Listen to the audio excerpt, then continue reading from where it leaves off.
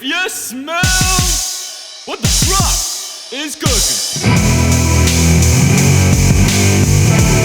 A Devon Street exclusive.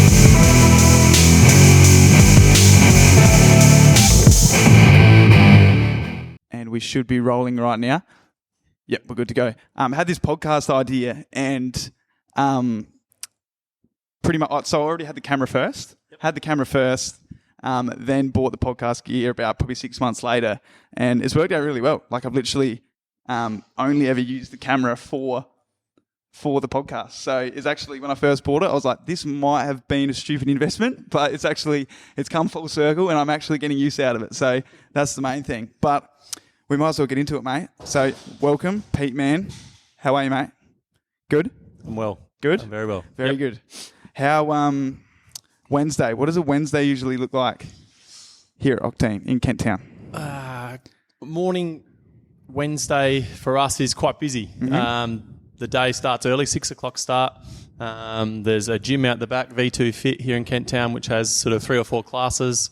We've got office staff rolling through for their morning coffee and everything else. So it's quite a hive of activity on a Wednesday morning, and it sort of peters out throughout the day. I was going to say, usually Wednesday, for me anyway, of recent years, it's always been Wednesdays the day you usually come good after Saturday or Sunday. A couple of coffees. Yeah, exactly. And by Wednesday, you're like, okay, yep, I'm ready to tackle the week actually properly and full on now.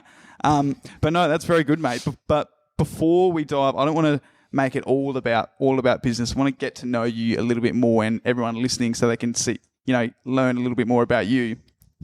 And I don't know whether you've actually had much of an in-depth look of what my podcast actually is. And this is always my intro question, and it's always funny whenever I ask people that have no idea what's about to come out of my mouth. But I'll preface it with this.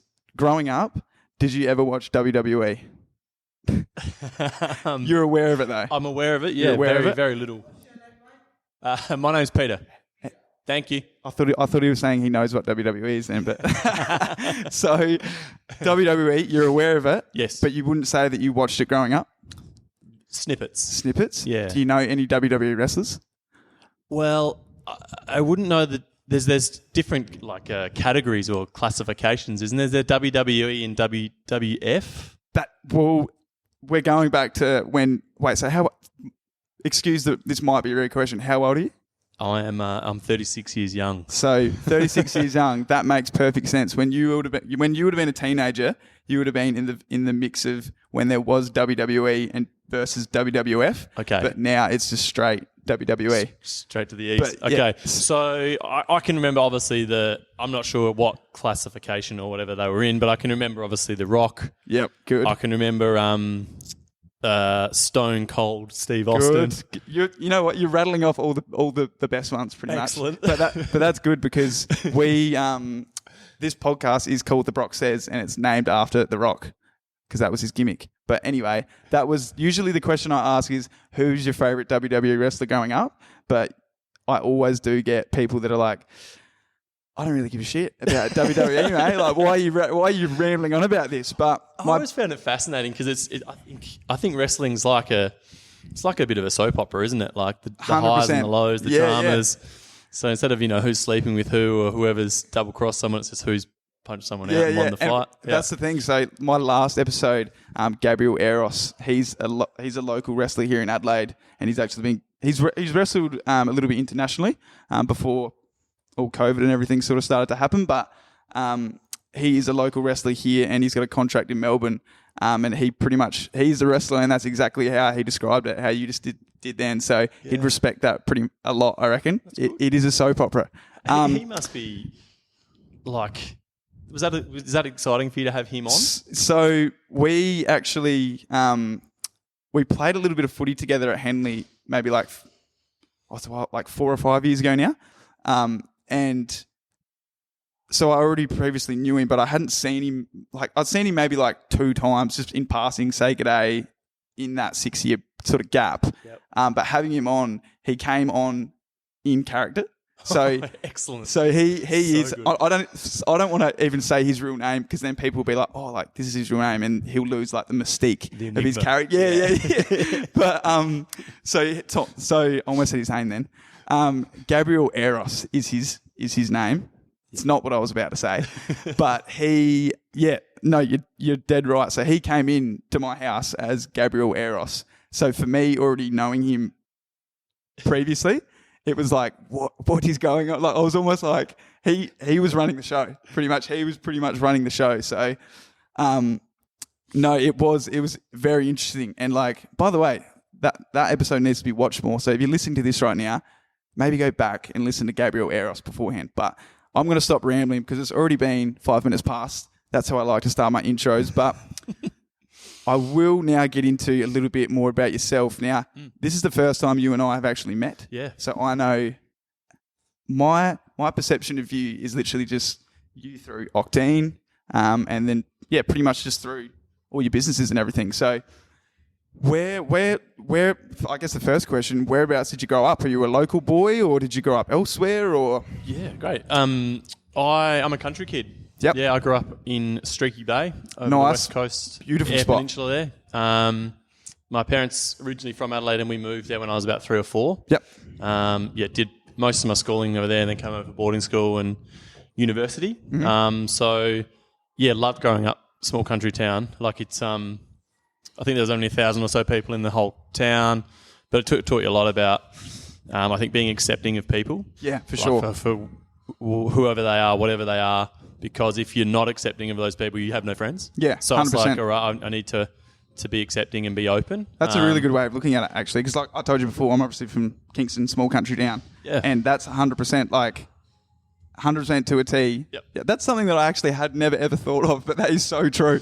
I think it makes. I don't know. That's consciously my parents liked that about growing up in a small country town, and they just did it for their own reasons or whatever. But it definitely changes the way you grow up. Yeah, for sure. So did you? So you came here. You came to Adelaide for like schooling in the end, year 11 and 12, a little bit, and then off to university. Yep. Yeah, cool. So, this is a question I like to ask people that I've just met for the first time. Yeah. Regardless of if it's on the podcast or not, how would you say that your schoolmates? How would you say your schoolmates would describe you when you were at school? Is it different to?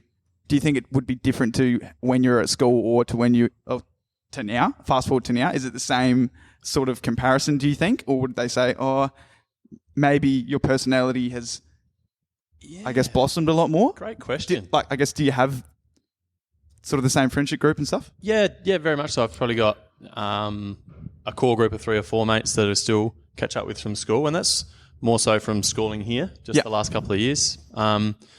But in terms of, I reckon I definitely would have changed, as a person, 100%. Like I said before, I'm a little bit older now, and I feel like at school I was probably, when you're a bit younger, you might be a little bit more selfish, and I was just into different things too. Like I went to Sacred Heart.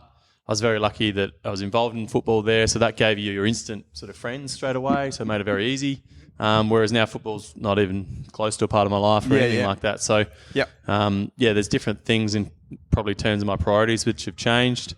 And I reckon even the last 5 years or so, I've changed quite a bit as a person in terms of what's important to me and what's not. Yeah. I guess that I like asking that question to people, like regardless of their age, because it's always, I feel like, I shouldn't say always, but a lot of the time it's like a differing opinion. And the more times I ask the question and take note of, like, I guess, how old that person is, like, the more it's like the answer actually changes. Yeah, and I reckon, like, how old are you? So I just gone 24. 24. So I reckon you're just about to hit your peak. I reckon 25, 26, 27 is when you're nailing yourself as a person. You know who you are, you know what you stand for, what you believe in, and you're just going bang. And especially as like a male as well, Yes, I reckon. Like yes. I look back, we develop a little bit slower. And like I mean that's something that I've heard everyone say a lot since I was about 17. Like, oh, you don't like. I feel like everyone has heard, oh, like you don't fully develop as a male till you're like 24, 25. But like, so I've just gone 24, and excuse me, I feel like my previous years, so the whole year I was 23. That was the point for me where I felt like fuck, like I'm so many different, like you said, like your priorities, you can really start to see them shift a lot. And for me personally, it was a lot from I guess just becoming a lot more empathetic to sort of every situation, and actually, I guess, recognizing not other people's struggles or issues or stuff, but just, I don't know, just every little thing, like becoming more empathetic towards every situation. Because I look back when I first moved here straight after year 12 for university, and finished, so when I moved here, I was just turned 18. And I look back to, so I'm 24 now, that's like 6 odd years ago. And I look back to then and like my habits and just like, I guess the way I sort of, I'm not saying that I treat other people like shit or anything, but like when you actually look back at it, it's like you can see why people say, oh, like when you're a male, like not just when you're a male, but often like you, pretty much don't really develop and actually discover who you are as a person until you sort of hit that age group, sort of age bracket. But no, it's very interesting. So Streaky Bay, moved to Adelaide, did a little bit of schooling up here. Where would you say, so my outside perspective looking in at you, obviously it's just from like a social media standpoint and whatever, but like my perception of you is one that's a very entrepreneurial path. You're 36 now. Would you, when you look back, did your sort of, I guess, business mindset or your entrepreneurial path, did that sort of start when you were 18, or did it start a little bit later in life? Like, were you working different jobs when you just sort of got out of school and stuff, or? Yeah, it's good. And it actually links quite well into what we were just talking about. So I ended up in Adelaide because I wasn't really doing much at school in Streaky Bay. And somewhere along the line, well, actually, I know exactly where, I decided I wanted to become a school teacher. My parents were looking at me at Streaky Bay and doing no work, and they're like, well, you're not going to get the grades you need to come over here. So I made that decision to like, let's do it. Let's get the grades. And I followed that path. Like I went to university, finished my senior secondary teaching degree, was a geography teacher for 9 years. Wow. Yeah, until I hit that peak age of 25, 26, where I started to think about, what am I actually doing? Is this what I want to be doing? Because I kind of fell into teaching because of that one moment in Streaky Bay where it's so ironic. Like it was a careers like guidance lesson. And the teacher there, especially if you're from the country, you know all about it. And I've spoken, sorry to interrupt you, but speaking a lot about that, I've spoken a lot about that in previous episodes coming from the country. Like your limitations are pretty much sat on the desk in front of you. Like here's what you can possibly do. Unless and stuff. You're a farmer or something like that. And sorry to interrupt. No, that's all right. It was a career guidance lesson, and the teacher was just so bad at teaching. Like this lesson was shambles. There's just stuff happening everywhere, and I was like, I didn't really know what I wanted to do, but in that moment I was like, well, I can do a better job than this guy. Let's start that. It seems like a good job. And I just started that. It's like, all right, off to uni, after high school, had a great time, got just enough grades to get into teaching, finished teaching, and then started work as a teacher. And I was very happy doing that. Worked in some really great schools and met some really great people. And I think underlying there was I like learning. So there's underlying there that teaching environment, fueled that and kept me happy. For sure. And I like seeing people learn too. So having the understanding to be able to go, well, if you want to learn something, I know how to do it. I'm not going to tell you how to do it. I just need to give you a few pieces of the puzzle so you can connect it. And then when you make that connection, that's the growth. That's the growth. That's the exciting part for a teacher, I think. Or it should be. But then I started to get a bit disheartened with the system a little bit. I was like, is this really what I want to do? Probably started drinking coffee in my early 20s and then started to learn more about the process, because there's so much learning involved in the coffee industry. And then I was sort of transitioned out of teaching. I was very fortunate. I had a permanent position, and I just spoke to my principal there and just said, mate, I'm going through some ebbs and flows. I'm not sure if this is exactly for me. He'd already been super supportive. Like I did some master's studies while I was at school in career counselling and educational leadership. So And I was just looking at the system. I was like, this isn't quite right. I'm starting to learn more about coffee. I might go part-time and do some cafe So work. how long had you been a teacher for at that point? At couple that of point, years, I would or? have been probably a teacher for 4 years. Oh, okay. Yeah. 4 So years. so you must have finished university pretty quick smart? Yeah, or? straight up. Yeah. Literally finished it straight through. Yeah. And then, probably 4, 5, even 6 years in maybe, I started to get that real itch to be like, I'm not sure this is for me. Yeah. And sort of slowly transitioned out year on year. So the first year I kind of decided, I was like, dropped 1 day a week and worked in a cafe. Next year dropped, 2 days, let's say. Yeah. Third year dropped down, literally only 2 days a week. Had a good opportunity to do some learning from the coffee roasting and coffee company business down at Port Elliot at a company down there called De Groot. And I just thought, all right, this is my real chance to sink my teeth in and see if I can absorb enough to feel confident to do it myself.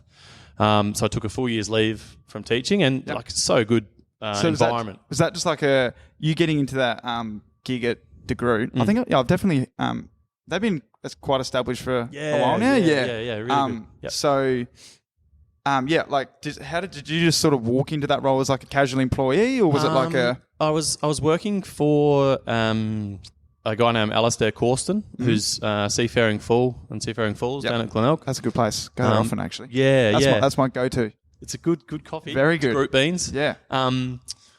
So he used to have a hole in the wall called Seafaring Fool in JR's on Grenfell Street there, and that was my first coffee job. And I just was wanting to learning everything all the time.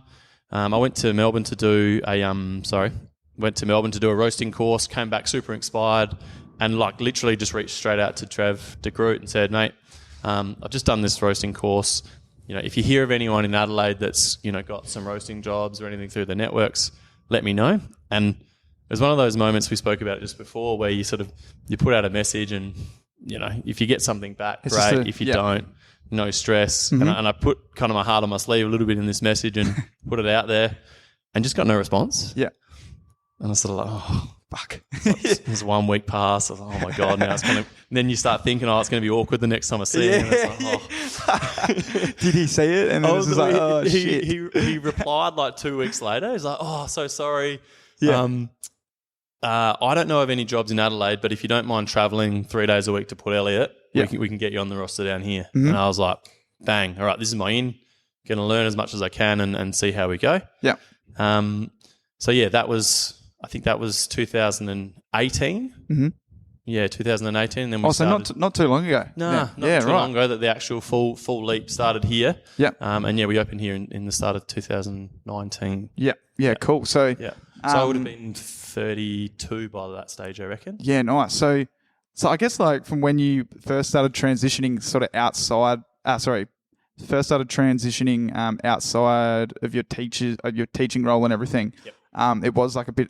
Would you say it was kind of a bit of a slow process? You were just edging your way into it, and then there was that moment where it was just bang. Well, there was the real life stuff going on at the same time. I had a house and a mortgage and all those responsibilities, and I was in a permanent job. Yeah, that security was no problem. And what I was assessing originally, that love of making coffee, was $25 an hour as a barista. Yeah. So I was like, that doesn't really pay the bills for me at that time. Yeah. Well, like you said, you've already got big boy stuff to pay for and everything. Yeah, so real life shit. And I was like, I can't really do that as much as I'd love to. Yeah. So that pushed me towards the business side of it and making it bigger than just a job. Yeah. Which I identified that you needed to do it. Cafes are great lifestyle, but if you want to make money, you need to have sort of a business behind it or something that's scalable. Yeah. And for me, it's the coffee beans themselves. Yeah. Because we can, we're in Kent Town right now. Yeah. If there's roadworks over the road for 3 weeks, 4 months, or whatever, that's outside of my control. But I still have to sell here. Yeah. Whereas if I've got my coffee beans, I can sell them online. I can go somewhere else. It gives you that flexibility. And that's bit of business. That's really interesting because I guess before we started the podcast, I sort of told you about Harrison and I, how we've, I swear it's especially this day and age and our generation, people really are taking a lot more to creating their own thing, a lot to do with I guess, the possibilities that social media give everyone. Like, you can literally start an online business like in 10 minutes, and you're a business person straight away. Yep. But like, hey, I found it really interesting how you were speaking about like coming from the point of mind, heading into the business that you want to grow, making sure that it's scalable. And I guess we've sort of discovered. So we've been doing Devon Street for about 3 years now. It's always just been online. It's like we're clothing first, and events sort of are thrown in there roundabout. But when we first started, it was literally just it was like, this is what we know. We really love clothes. This is what we want to do. But it was just like the most naive standpoint you could ever come from. But now we feel like we're 3.5 years in, we're still consistently doing it. We're still slowly growing because it's such a slow burn. Yeah. But we've really discovered as we've matured the importance of having a scalable business behind it. And did you do any more formal business training, like business planning? Or no, so that kind of stuff? literally nothing. So when we started Devon Street, I think I was 19 or 20 at the time, and we've just dived straight in. This is what we want to do. Literally no idea. So everything's just been us growing and soaking up as much as we can from anyone who's willing to speak to us. Definitely. Literally, So then we've got to the point now where we feel like we've, I guess, like finished our apprenticeship, and we've matured along the way, and we have, because I was going to mention before, we have these other concepts that we've been working on. Yep. Now we're coming into we come into those business concepts with a lot more of an educated mindset of like you said, making sure that the business is actually scalable, because there is going to, it's not if, it's like there is going to be other things that, I guess, external factors that come into play, and your business still has to be able to make money, essentially. Yeah. So, and especially like now, especially as well, the last year and a half, like that pretty much, more than ever. So, but in saying that, like, we've really discovered, whilst we've been working on other concepts, I guess like the chance and opportunity that what has happened has provided as well. Like, so does that sort of make sense as well? Yeah. Have you found like, and I don't want to bang on about like COVID and stuff too much, but like it is kind of interesting to look at, obviously your business model and everything was in place before COVID happened. So have you really had to, I guess, like maneuver and manipulate certain aspects? Yeah, definitely. I think COVID's been a tricky one for everyone, right? And I think it's those times of change or adversity or whatever you want to put is when I think I love those situations. Yeah. Because it's the time where you've actually got to make a real big boy decision and stand by it, because it's, essentially your whole business or anything on the line. And when it first started to hit, there's a lot of opportunity out there. And we were at a stage pretty much just here where it was like, all right, we're due to grow. This little old thing called COVID's on the horizon. What are we going to do about it? So it was like, there was just lots of opportunities to expand if you wanted to find them, and we made that decision to expand like through the middle. Yeah. And we're still trying to ride that out a little bit. Yeah. Whether some of those decisions probably aligned with where I wanted to take the company, time will tell.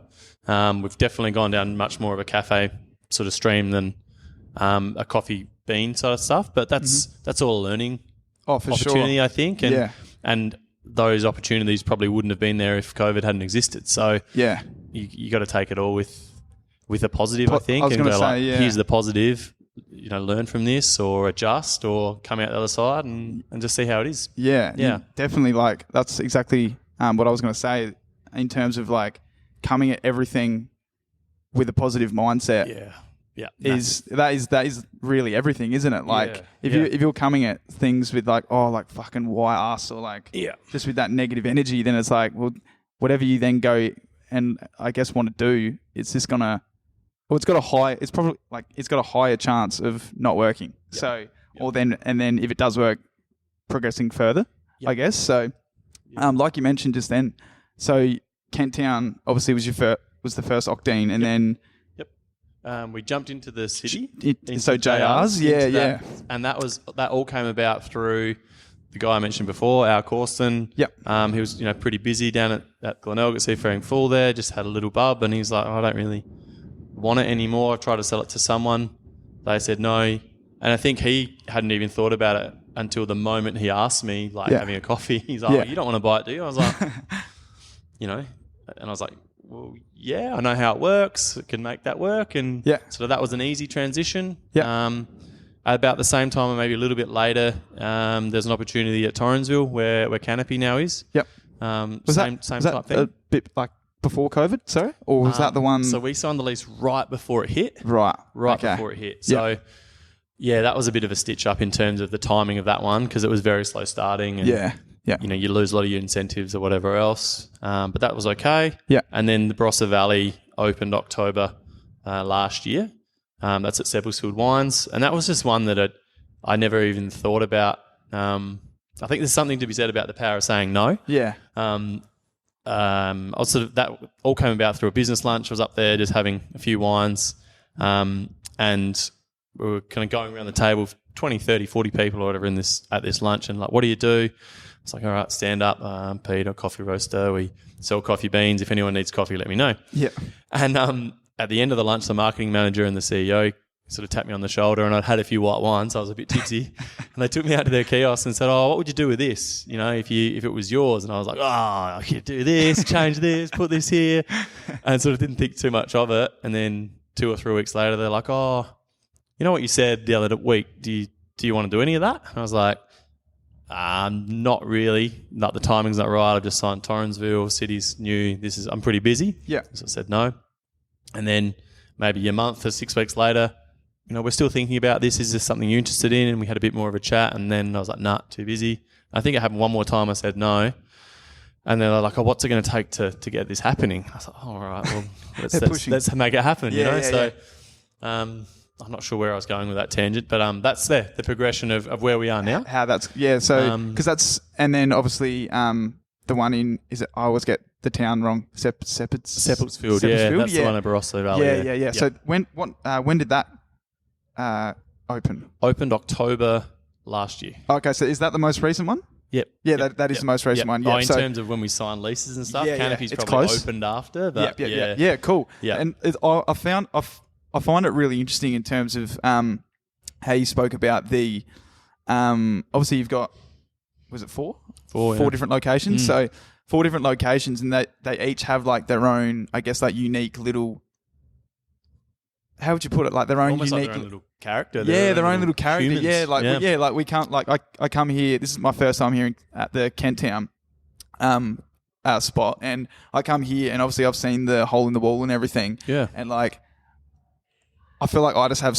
I've got a very like my mind is just very like business. So I'm looking at like I look at it and I see it, and it's very like I still see Octeine in it so much, but like I said, it's got its own like character and everything. Yeah. Was that like something you sort of looked at and were like, okay, this is what I want to do, or was it like you just saw it as like another cool little opportunity to spread the brand awareness and stuff? Yeah, probably more opportunity, I reckon, to spread brand awareness. And I think I was a little bit naive in terms of like, oh, Kent Town's fine, going no problem. I would just be able to clone that, and clone that, and clone that, And then the reality is like they're completely different beasts. Different clientele, different food and beverage offering, different everything. And you have to be switched on to adjusting and changing. So I probably underestimated how that would operate in terms of the involvement and how much time and thought has to go into each individual cafe. Because I think with cafes, a lot of people will go back to the same cafe. Obviously, the coffee's got to be good, the food's got to be good, the service, but it's more about the people in there, the actual staff that are in there as well. So that's been really hard to replicate as well because you've got different managers in place. And I was going to say, obviously you've got different managers and everything. So like, so much of the experience of when you go, whether it be to a cafe, a bar, whether someone comes to your clothing brand and buys from you, or whatever the business is, like. There's so much responsibility that lies within the people that are there managing it. And if you don't realise that, I guess the vibe when you're not there might be a little bit different, and perhaps not what you want, then that's where like I guess like issues can start to arise and everything. 100%. But I guess like as like a business owner and you're the one that's overseeing all of them, like that is your role pretty much, isn't it? So no, it's a very interesting, as someone that has no idea about I guess coffee and cafes and everything. It's a very like I take a lot of learnings from what you've said, and you can sort of implement that in your own business ideas and concepts and stuff, I guess. Yeah, and like I'll be honest, like I've been struggling with it the last 6 months or so, just been like, not necessarily sure. And I think I touched on business plans before. Like obviously you seek advice wherever you can when you're sort of struggling a little bit. And I just went to mum and dad. I said, this is like, I'm struggling with this at the moment. Like I can't, I'm spreading myself too thin and trying to do everything but doing nothing properly. Yeah. So we just had a bit of a chat and they just pulled out like my original business plan from like, it would have been, it'd be nearly 10 years old now. Yeah. And they just sort of looked at some of these key things and whether it was in alignment with what I originally wanted. And it was just nice to have that, I think, little bit of a reminder to be like, oh, this is actually what you set out to do and what you said was going to make you happy. Yeah. You're now over here telling me you're not necessarily happy. Maybe take the things which you are happy with and the things you're not happy with and try and find a bit of a mix. But that can't happen overnight, unfortunately. Nah, definitely not. And especially not, I mean, when you make commitments in other areas and stuff, you can't just go, okay, that's enough, bang. Shut, and whatever. So, but no, like you said, like it's obviously it's like a slow sort of burn. And how I spoke to you before we jumped on the mics, have you always been like, obviously you've been a business owner now for realistically like 5 years. 5 years, yes. What is it? Obviously, I mean, you could probably add like another year on top of that because it probably took a year or I don't know how long to get this place ready and everything. How do you deal with, I guess, like this should probably be my first question. You go to bed at night. Yeah. Do you switch off? Not really. Not really? I don't think you ever do. Yeah. No, I don't think you do. Yeah. Which is okay because if it's what you want to do and how you want to spend your time, it's okay. And I think I'm very lucky that I've got a girlfriend that has a small business as well. Yeah. So we're quite often just bouncing ideas and talking about work quite a bit. Yeah. And I think that actually helps because you're having opportunity to bounce off each other and talk about other things apart from your own business. Your own, yeah. Even though your mind is often thinking about it. Yeah. But I think there's different things you can do to try and break that up. Like, I'm not sure. How do you go? I'm at the stage now, like, so how I was saying before with Devon Street, we feel like we've just finished our apprenticeship and we've like, okay, now our eyes are open. We know we've got a lot more of an idea of, okay, this is where this is the person we need to help us. Cause we have no expertise in that area and there's absolutely no, like it's the smartest option to go and seek help. So I feel like I'm in a position now, obviously like with clothing and everything, there's so many, like the whole lead up to you, I guess, constructing a garment, that is 95% of the process. And then the rest of the remaining 5% is then you marketing it and stuff. And that probably doesn't sum it up well enough because marketing is so important, but it just sort of goes to show you how long the process beforehand is, I guess. Yeah.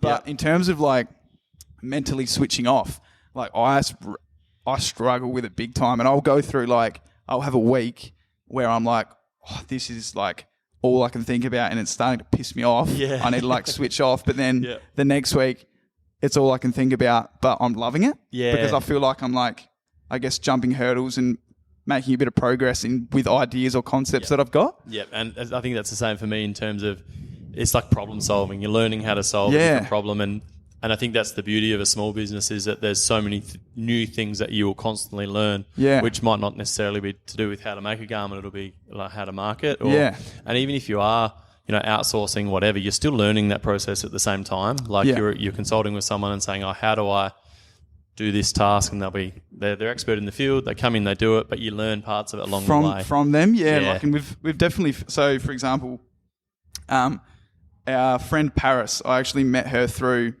another mutual friend, probably 2 or 3 years ago now. Mm-hmm. But she's like a freelancer in social media marketing. Okay. And she's been doing that she's been doing social media marketing for about 1.5 years now. But freelancing, I think, since the start of this year or something. Mm-hmm. She's got she works for herself. She's got maybe I think 3-4 clients. Nice. And she's so since it's probably only happened within the last month, Harrison and I, ever since we started, we're not equipped. We don't have any background knowledge on social media marketing or anything. We know what we want to do and everything, but it just naturally come about that Paris was there to jump on board with us and help us and be pretty much, with us for 2 days of the week. Yep. And so now we've got a social media marketing strategy in place. Yep. She's so enthusiastic just as a person, but then with things I guess she believes in as well. And that was probably my next question I was going to ask you. Like, I guess hiring people, it's all, and what I've sort of learned in my short time is obviously we haven't hired Paris, but the best people that then join your team are the ones that I guess organically just naturally sort of pop out of nowhere. Yeah. Would you agree with that almost? Yeah, I think so. I think, people are naturally drawn towards something that is similar to them. Yeah. Yeah, for sure. So, we generally get people applying for jobs that identify with the brand or resonate with the brand itself. Yeah. That adventurous lifestyle, wanting to do things outside. Yeah. Generally, we generally get younger people applying for jobs. I think that's a natural progression where people sort of jump across, but there's always challenges with that too. Yeah, for sure. It's never a everyone's different. Everyone's got their own personality, so it's not like everyone's going to be 100% the perfect fit. There's nothing wrong with you. Yeah. But no, I guess that's probably Octeine in a short nutshell, really, isn't it? But this is one thing I really wanted to speak about because I was very interested in it. Your why not run 100 kilometers? Yeah. That was February. Yeah. This year? Was it February? End of January, start of Feb. Yeah. Yeah. So how can you speak a little bit about that? Like, where did that sort of originate from? Was it just like a passing sort of idea you had, or? Yeah. I think it all just started one day. Like I finished playing footy. Yeah. Got into my running, did my first marathon. Yeah. And then after that first marathon, I thought I wouldn't mind doing like 100 Ks some stage. I think it was like 2013 I ran my first marathon. Yeah. And I was like, I always had like 100 Ks in my head. I was like, geez, it'd be nice just to tick that off for some reason. A marathon's 42, yeah. So it's like, that's, I don't know why I was psyched. yeah. I've just done 42. I reckon I can get 100. I don't know. It just rung in my head for some reason. So I always had this sort of desire in there to do it. And I think that just a few things just happened in my life in the background where I changed my perspective on how lucky we are. Yeah. So it was like, how lucky are we that we can go for a run whenever we want? How lucky am I that I can do this, that I can do that? And then sort of the concept of life being very short came into mind as well. I was like, shit, I can do this. Yeah. Like, why don't I do this? And it's just I think a series of events which happened. So Josh Larnett, he's probably can't see, but he's an Adelaide bloke who's written a book. And I think I've heard. He was landed after. He was grounded here while COVID first hit, and he was just sitting in here every day on his laptop and punching out work. And we just sort of got chatting for a while, and his book was gifted to me. Yeah. And it's essentially just a series of his photos with quotes and stuff like that. I was going through a very yes stage in my life. I was literally just saying yes to everything, which was good and bad. And one of the pages in there, it just said, write down the one thing you've always wanted to do. And it was like, for me, all right, run 100 kilometres. So that just sort of sparked. And I think I was on a flight to... So that's right. I was on a flight to Laneway in Melbourne, which was great. Beautiful. Over and back. But on the way back, I was like, I remember writing that, and I wrote it down. And I think it was coming back here. It was just when the bushfires had happened in Adelaide Hills. Yeah. Went to a charity dinner for that, and there was a short clip on the screen from it was headed by Dave Bowley at Vinterloper Wines, and it just got me on my heartstrings. It was like him talking about him growing his small business and establishing everything and then just losing it sort of in a heartbeat. And I was like, we donated coffee to this event or whatever. And I was like, I'm sure I can do more. I want to do more. And then just the connection, I was like, oh shit, why don't I run this 100 Ks, get that sort of self-satisfaction of ticking that goal, but at the same time raise money for people who need it.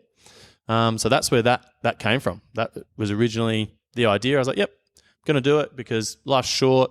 I can help some people out. And it just kind of spiraled from there.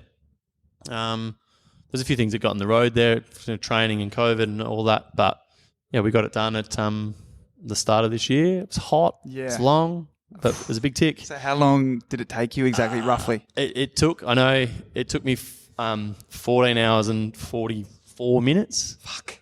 Long time. Way too long.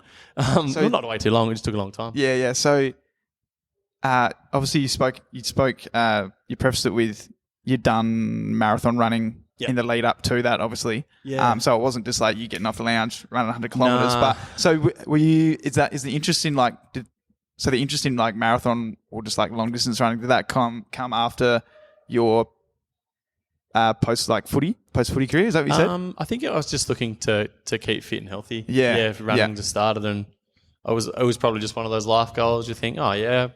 I was sort of living down at Glenelg at the time, running up and down the beach just to keep fit. I was like, I kind of need a goal here for something. Yeah. And I think it was maybe just when a couple of those apps had just come out on the phone for like Runkeeper or one of those original ones. And I'm a little bit OCD with numbers and stuff. So once I started doing this, it's like, oh, let's go towards a purpose. And yeah.